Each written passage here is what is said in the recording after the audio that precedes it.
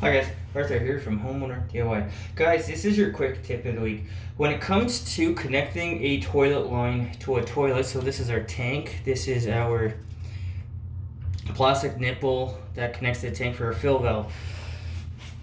So this toilet line has a plastic nut right here. So when you do this, you only ever tighten up the nut for the toilet hand tight. You cannot put a wrench on this.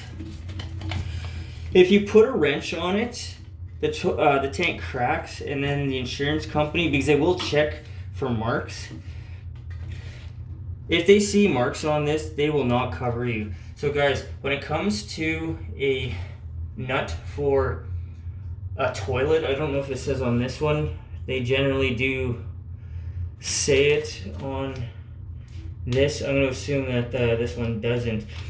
But in either case, this toilet line, this nut here, is only meant to be hand tight. If it leaks, you can put a rag and then set of channel lock pliers. So these are channel locks. So put a rag over and then you can give it a bit of a turn. But if that doesn't fix your problem, then go and get another toilet line. If you put a wrench on a toilet line and you crack the tank and you cause $20,000 damage and the insurance company finds out, they will not cover you for it. Guys, when it comes to a toilet line to a tank, hand tight only.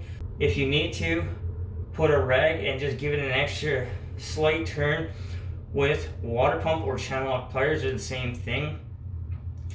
And then give it a test. If you see any marks on this nut here, change out your toilet line for a new one, because the insurance claim is not worth it. Guys, that's your quick tip of the week.